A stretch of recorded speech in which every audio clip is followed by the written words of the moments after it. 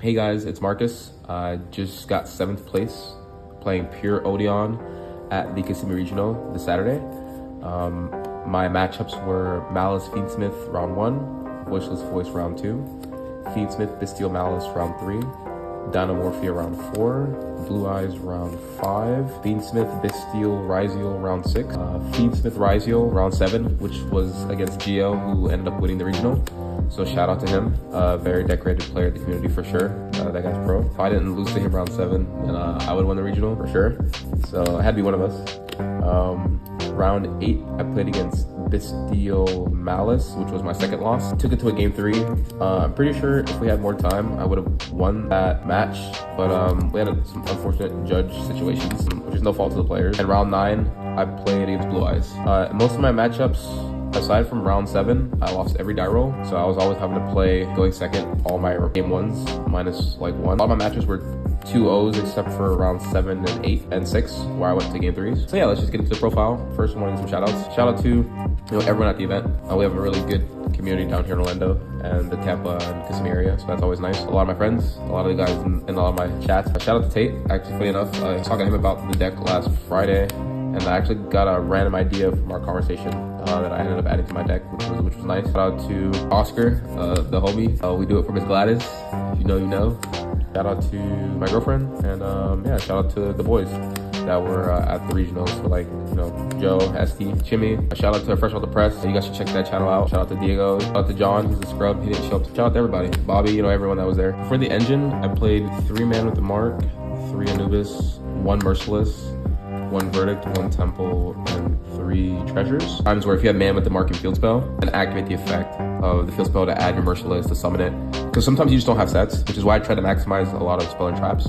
But there will be games, like I said, where you summon Man with the Mark, you add Treasures, dumb Verdicts, that way your Field Spell actually gets you a guaranteed body. So the only card to talk about really is Anubis. This card's broken in the sense that you just have boss monster that you can always summon back, hand or grave, so long as you're playing the game. Not only that, this on-field effect to pop a card when a spell and trap gets popped is actually relevant, and that just comes up against, decks like Ryziel, decks where so just the 3k body in the format is hard to get over in general. I think Merciless you can still play at 1. Like, once you've played it the one time you got value out of it, you can't really get it back once you link it off. Its battle effect actually came up a lot with Destroy Monsters. I'd say the next portion of the deck are the Apotheosis cards and the other track, along with just some of the random cards I played alongside them. Like I said, the Nib, I'd rather it just be Temple of the Kings. So I was playing more of a pure build. I opted to play 3 Apotheosis the Serpent. 1, because I just really wanted to see it, but 2, because I play quite a few rank 4s in my extra deck. An extra 4 to pair with Man with the Mark. Cards like Lord of the Heavenly Spheres. Like, these cards, especially in the grind, are so backbreaking for your opponent, because not only are you getting like 2 bodies, you're getting a card that negates non-targeting, a card that when it leaves gives you a card in the form of Yes the Break, but it did come up where this card being flipped gave it extra pop options for Statue of Anguish Pattern. When you have Man with the Mark on the field, like, these cards just don't die. That's another thing with the deck, is there are times where like, when you have feels like this, it's really hard to lose. Your Swamp Deity is negating ways that they would be able to negate Man with the Mark. And these cards just never leave the board, because while Man with the Mark's on the field, just in a perpetual grind state where your opponent can't clear your board if these are all the cards that you have. They can never clear these. So your opponent will just have to deal damage and pass. So you have your field spell being able to grab you another monster. You grab Anubis. These cards go to grave to bring out your fusion, which then resets the traps. Then you'd be able to reflip the trap because you already had both the kings on the board. You just kind of snowball into advantage from there. Even going second too, if you're able to settle down the board enough, like with Typhons, your other trap cards, like once you get to a game set where you have this, you don't ever actually need to link into anything. There are some games where I didn't even make Soul Hat Rabbit or make the fusion. I just sat on Man with the Mark with these spell and traps, and then all they're doing is dealing damage to me via this. And on the crackback, you're doing stuff like making rank 4s, making rank 6s, you're making the fusion, which pops a card on their turn. So you're kind of like chipping away at the board to where they have nothing left. This was a broken end piece for sure.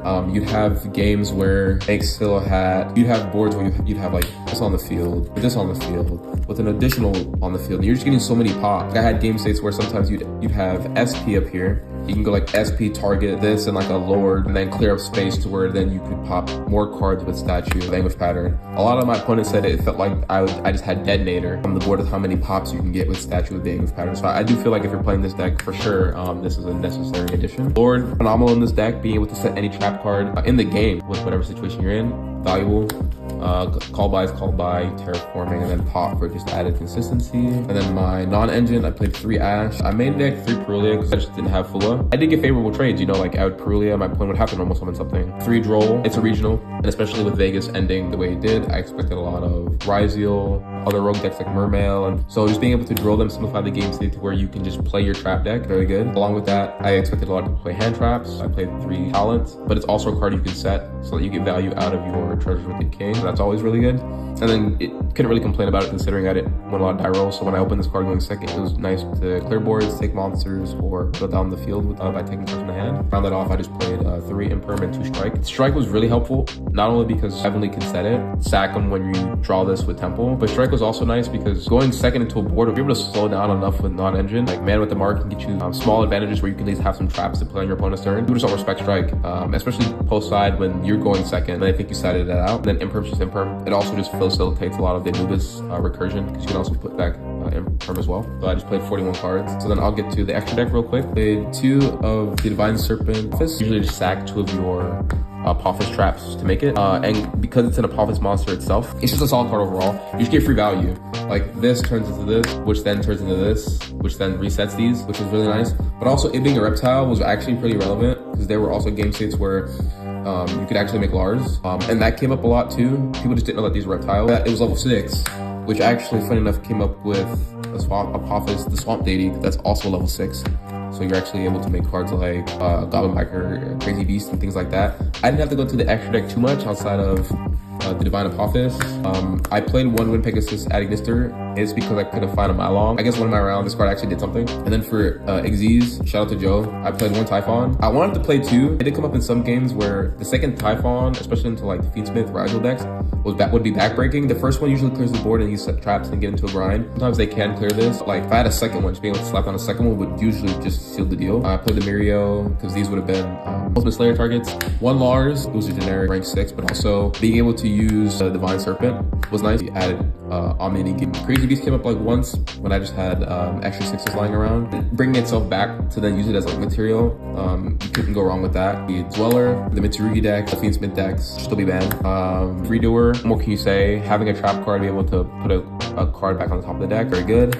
Gallant Granite to search the Heavenly, which I tried to do a lot because it gave me options to set Strike, set an Imperm, or set an extra Continuous to get value off of statues. Then it also helps with a certain combo I came up with that I put in my side deck for games 2 or games 3 if I went first. And then mandatory, I'd say Link Spiders because they convert your normal monsters into a link that you can then use to make SP, which was very helpful for clearing not only my opponent's bodies but some space on my board. Then mandatory, I'd say like you can probably opt to play 2 to 3 of this. Still had Rabbit.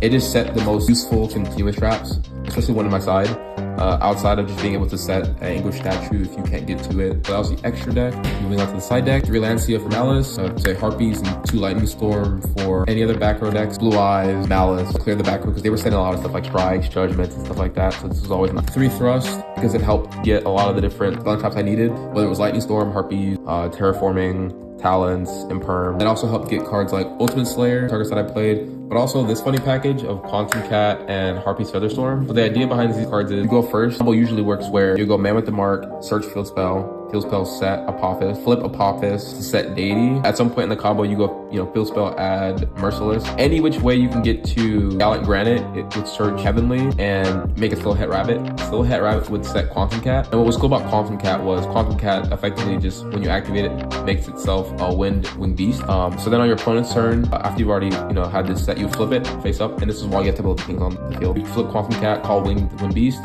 and then Heavenly would slap down. You would set the Feather Storm, and then just because you have to pull the Kings, already immediately flip it, and then just turn skip your opponent for the turn. And then how the deck's already set up, right, is on your opponent's next turn, you already have a field spell for advantage, your 2 Apotheosis trap, you can convert Quantum Cat into a card, you have your Still Het Rabbit. So this combo right here just helped me close out games. And how I thought about it was like every other deck in the format trying to do, you effectively can't play the game sometimes combos. And this was just like a way for me to just like seal the deal for sure. So this combo was phenomenal. And then also, if you could get to Rabbit, but you couldn't get to your other part of the combo because you're using hand trap, Thrust could always just like set you the storm. So this always caught people off guard for sure. And then lastly, my other targets for Thrust, and then just the one Judgment because the Heavenly can always get you what you need. So yeah, that was the deck. But yeah, again, that was the deck. Didn't play any Fiendsmith cards, like I said. I played Pure Fall. For me, a lot of it was just, freestyling.